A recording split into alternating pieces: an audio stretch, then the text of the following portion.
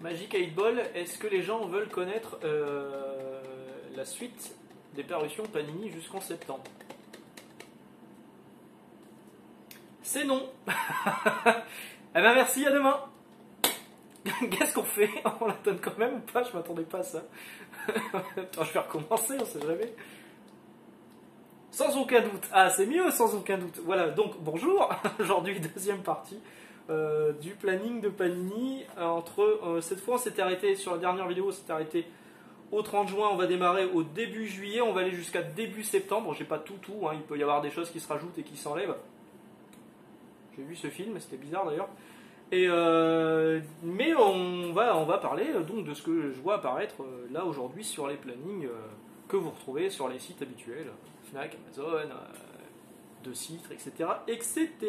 MDCU, hein, tiens, petit coup de gueule.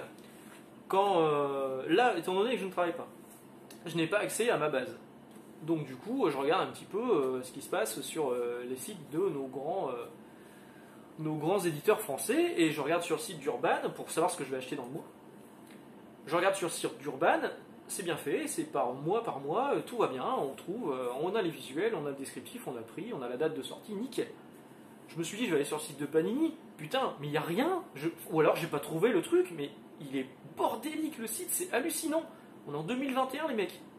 Le site il est catastrophique. Du coup, je me suis reporté sur un site qui s'appelle MDCU Comics, que je suis pas vraiment. Les sites d'actu français, je vous avouerai que je les suis pas vraiment. Il y a à la limite Super Pouvoir que je regarde. Mais les comics blogs, les MDCU, les machins, tout ça, je regarde pas. En fait, je vais directement à la source. Je vais sur Bleeding Cool, sur Ain't It Cool News, ce genre de choses. Plutôt que sur les sites français. Mais du coup, MDCU Comics a un planning avec tous les éditeurs, mois par mois, toutes les sorties, les prix, les dates. Excellent. Franchement, les mecs, bravo. C'est un super taf, et on en arrive en fait à ce que je sais pas s'ils sont journalistes ou s'ils sont amateurs, mais je veux dire des plus petites structures qui font le travail des grosses structures à leur place. Franchement, c'est pas normal. C'est pas normal, et je me dis, moi en tant qu'acheteur, je veux acheter un truc sur le site de Panini, je veux précommander, je comprends rien. Alors tant mieux pour les libraires, hein, ça veut dire que nous, ça veut dire que les gens viennent chez nous, c'est mieux, hein, parce que nous on a tout de suite la réponse sur le PC, mais chez eux, enfin c'est décidément il y a beaucoup de choses à revoir, hein, chez eux. Donc allons-y, chez Panini, on démarre tout de suite avec le 7 juillet, le King in Black. Je vous en ai déjà parlé dans une vidéo dédiée cette semaine en 2 éditions, édition normale, édition collector à 16 ou 20 euros. Des épisodes de Shang-Chi qui arrivent. Alors, à la base, c'était parce que le film devait sortir en juillet, sauf que là, ça a été décalé, je crois, en septembre ou novembre, je sais plus, parce que c'est Black Widow qui a pris la place de Shang-Chi dans le planning. À savoir que Black Widow a été repoussé plusieurs fois. Là maintenant, Black Widow est prévu pour juillet aux États-Unis, attention, à la fois en sortie cinéma et en sortie Disney+. Sous condition que vous payez un supplément. En général, c'est 30$. Donc ça veut dire que dès le lendemain, tout le monde va le choper en téléchargement. Voilà, super. Et puis ça veut dire que tous ces Shang-Chi qui sont annoncés là chez Panini, il y a de grandes chances que la date du 7 juillet soit pas respectée, hein, que ce soit décalé du coup au mois de septembre. Je crois que c'est septembre. Donc il y avait un Marvelverse Shang-Chi, cette collection à 6,95€. Il y avait un Shang-Chi maître du Kung Fu de Doug Moench et Paul Gulassi. Alors je pensais l'avoir, ce truc, c'était déjà sorti il y a quelques années dans la collection 100% Max. 100% Marvel Max, pas 100% Max, ils n'ont pas fait une collection de nom. Hein. Et en fait pas du tout. Je croyais l'avoir, je l'ai pas du tout. Je me souviens, je l'avais lu, que c'était pas moche, hein, Paul Gulassi c'est pas mal, que c'était pas non plus hyper intéressant, mais que ça se laissait lire. Donc ça ressortira à 18€ le 7 juillet. Il y a un Shang-Chi de Jin Yang pour 17€, également à la même date, et c'est tout pour Shang-Chi. Alors dans la dernière vidéo que je vous avais fait sur le planning Panini, hein, celle de cette semaine vous êtes gâtés, hein, je vous ai fait une paire de vidéos. J'avais dit, j'ai sorti ça, je sais plus pourquoi. Eh ben c'est pour ça, en fait. C'est parce que le must-have du mois, c'est un récit de Ed Brubaker sur Captain America, avec la mort de Captain America, pour 14,95€. Donc des épisodes qui étaient dans le Icons numéro 2, qui est aujourd'hui il est toujours indisponible. Hein. Panini a annoncé qu'il ferait des rééditions, mais pour l'instant c'est pas réédité, donc on le trouve assez cher sur le marché de l'occasion. Des épisodes qui sont franchement pas mal, et moi je vous recommande. De toute façon, je vais ranger ma Magic 8 Ball, ça me trouble.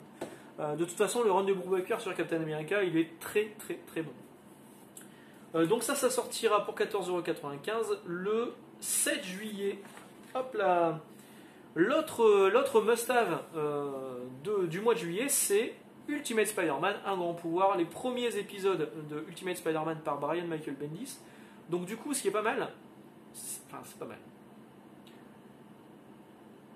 Je disais récemment, dans la vidéo d'un G-Comics, je ne sais pas si vous l'avez vu, qui a été diffusée mercredi dernier, je disais ce qui aurait été bien sur l'omnibus de Spider-Man, c'est qu'il fasse une version à 70 balles omnibus pour les gros collectionneurs, mais surtout que cette série soit sortie aussi dans un format beaucoup moins cher, épisodique, et qui attire des lecteurs et qui reviennent régulièrement, comme un manga. Un manga, on sait que ça sort tous les 2 mois, bah là, le jeune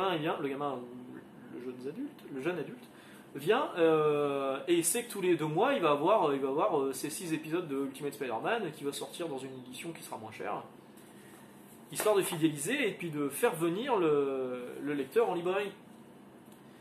Donc là, ça sort à 14,95€, les 6 premiers épisodes d'Ultimate Spider-Man un petit peu après que l'omnibus. L'omnibus est prévu pour fin juin pour 70 balles. Donc là, 14,95€, les 6 premiers épisodes de Brian Michael Bendis. Mais ce qui serait pas mal, c'est que Panini fasse la suite de ça au fur et à mesure. Alors, il y a déjà un précédent. Je vous avais parlé d'Avengers de Bendis. Ils avaient sorti à 14,95€ le premier run qui était la fin de Avengers, la série historique. Et là, ils sortent la suite directe, qui est la relance de Avengers par Bendis. Je ne sais pas si je suis très clair. Chaos. Non, Chaos c'était le truc d'avant, et là c'était l'évasion de prison par les grands méchants. Donc ça veut dire que, potentiellement, si ça fonctionne, Panini pourrait sortir en version must-have des albums au fur et à mesure, arc par arc, de Ultimate Spider-Man. Franchement, j'y crois moyen. J'y crois moyen, mais au moins ça vous permet de découvrir à petit prix l'une des meilleures histoires de Spider-Man à mon goût, en tout cas l'une des plus accessibles pour un nouveau lecteur. Ensuite, on est toujours au 7 juillet, on a Star Wars numéro 5 qui sort à la fois en classique et en variant de cover, Amazing Spider-Man numéro 4, le nouveau softcover, et Avengers Universe numéro 4, également le nouveau softcover à 6,99€. Hop, je passe à la page suivante. Ça va pas être très long, cette vidéo, il y a beaucoup moins de choses.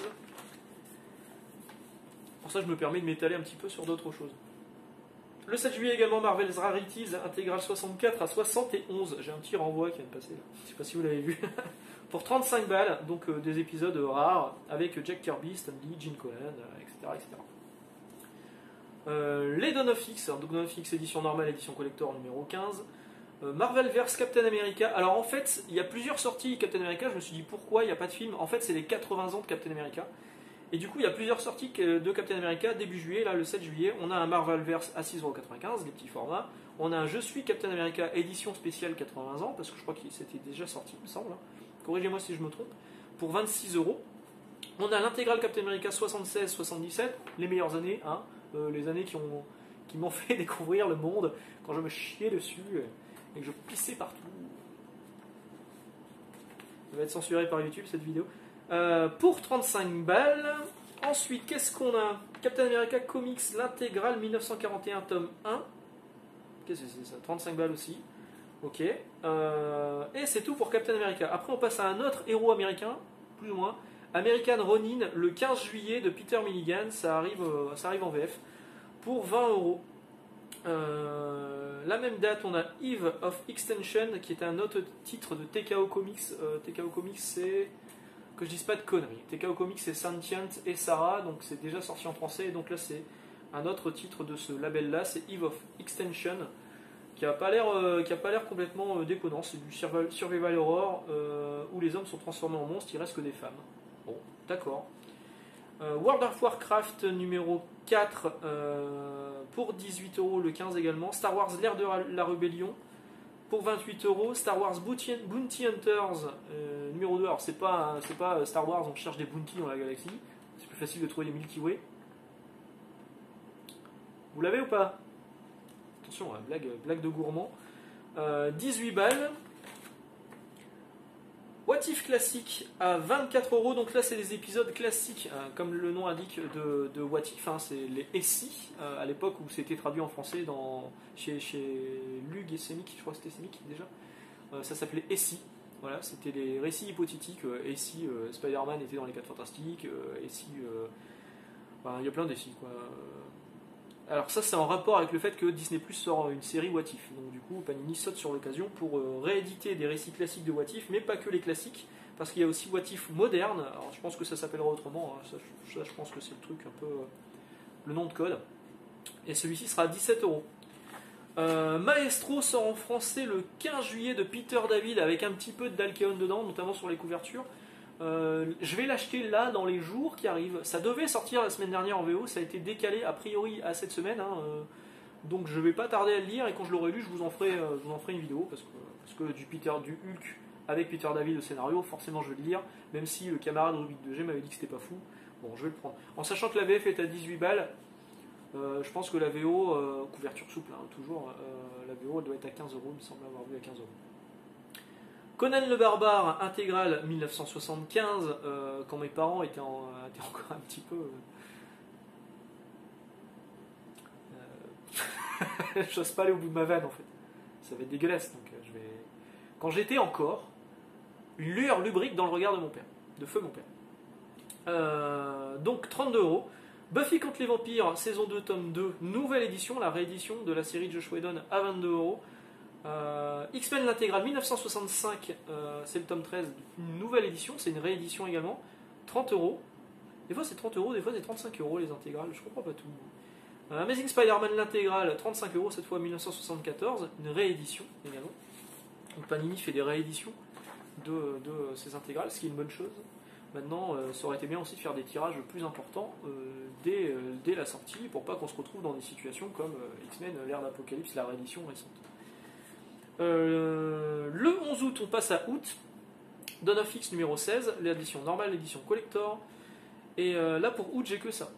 On sait que les mois d'été, juillet-août, c'est pas les plus gros mois hein, au niveau de les sorties. Donc en général, ça reprend pas mal à la rentrée. Et surtout pour les fêtes de fin d'année, où là, ils sortent les grosses cartouches, les gros omnibus, les machins, tout ça. Donc là, sur le mois d'août, j'ai que Dawn of X qui est annoncé. Bon, il y aura d'autres trucs, hein, évidemment. Hein, là, c'est pas complet. Et j'ai quelques sorties sur le mois de septembre. Pas beaucoup. Et en fait, j'en ai qu'une. C'est X-Men X of Swords. Donc le nouveau crossover dans l'univers de Dawn of X, des X-Men de Jonathan Hickman. Les deux premiers numéros sortent à la même date, le 8 septembre. Pour l'instant, là, je vois que c'est annoncé à la même date. Dans deux éditions différentes. Une édition normale à 16 € en softcover. Une édition en hardcover à 20 €, vous connaissez la formule. Franchement, là, pour les lecteurs, alors je sais pas si Dawn of X va faire une pause, je crois qu'il fait une pause à ce moment-là. Du coup, ça remplace Dawn of X, mais être fan de X-Men en ce moment, ça coûte cher. Être fan de Marvel, d'ailleurs, en ce moment, ça coûte cher parce que le moindre crossover sort dans cette formule-là. Du coup, c'est un peu roche. Donc, qu'est-ce qu'il y a dans ces premiers numéros? Qu'est-ce qu'ils disent? Les deux premiers sortent en juillet, les deux suivants en août et septembre. Bah, ils disent n'importe quoi, là. Moi, ils me donnent une date au 8 septembre. C'est pas clair leur truc. 22 chapitres du crossover sera ainsi publié en 4 tomes, donc il y aura 4 tomes. Voilà. Je sais pas trop ce que ça va donner. Moi, pour tout vous avouer, les X-Men de Hickman, je suis en train de me dire que je vais arrêter.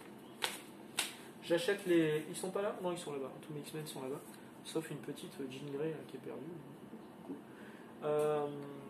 Je crois que je vais arrêter parce que j'ai vraiment adoré House of X Power FX, c'était vraiment très prometteur. Je ne fais que la série X-Men, je lis le reste des séries de Dawn of X en VF quand je les achète pour mon frère. Mais la série X-Men, la série principale, il y a des bons épisodes et il y a des épisodes où je me fais chier. Et là, me dire que pour lire la suite, il faut que je lise un event qui s'appelle Dawn of X qui va coûter un peu cher en VF et qui coûte aussi très cher en VO. Hein. Je crois que pour l'instant, il n'y a qu'un hardcover qui est annoncé à 70 balles, un truc comme ça. 50. Bon, bref, ça me fait chier. Ça me fait chier, donc je me demande si je vais pas arrêter, continuer à les lire en VF vu que mon frère les achète, et puis soit revendre les TPB que j'ai jusque-là. Tout en gardant House of X, soit rester là-dessus. D'ailleurs, tiens, petit aparté, l'ami Carlos Comics, Comics for Fan, a lancé un groupe Facebook. Alors oui, Facebook c'est pour les vieux, mais bon, il y a quand même moyen de faire des bonnes affaires. Il a lancé un groupe Facebook spécial pour les lecteurs de comics VO. Si vous cherchez de la VO, c'est un groupe d'achat et d'échange, achat, vente, échange, pour la VO. Et on est déjà plusieurs membres dessus. Moi je pense que je vais mettre quelques trucs en vente également dessus. c'est franchement une bonne idée, merci à Carlos, et puis on se retrouve là-bas si vous êtes encore sur Facebook, si vous n'êtes pas sur TikTok. J'ai une amie qui me dit, il faut que tu te lances sur TikTok, ça va cartonner. Ok, je sais pas, vous en pensez quoi, vous, de TikTok, tiens. Ouais. Moi, c'est un truc qui me dépasse un peu, en fait, mais bon. Voilà, donc c'est tout pour les plannings de Panini jusque-là. Il y aura une prochaine vidéo avec les plannings d'Urban. Il n'y a pas énormément de choses chez Urban, c'est beaucoup moins dense que chez Panini. Et voilà, sur ce, je vais vous souhaiter une excellente journée. Je vous dis à très bientôt. N'oubliez pas qu'on se retrouve vendredi. Je ne sais pas quand cette vidéo va être diffusée d'ailleurs. Si elle est... Ouais, elle sera diffusée vendredi. Cette vidéo, donc n'oubliez pas que ce soir, donc si je la mets vendredi, on a rendez-vous chez Alricoscope, Alric Comics, sa chaîne YouTube, pour un live à 21h, c'est 21h, où on parlera de la Justice League de Zack Snyder. Vous voyez à ma tête que je suis pas hyper fan. Captain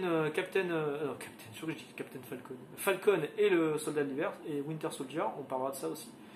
Et on parlera également de Invisible qui arrive ce vendredi sur Amazon Prime, le grand Satan, en animé. Voilà, sur ce, du coup peut-être à ce soir ou à la prochaine. Ciao.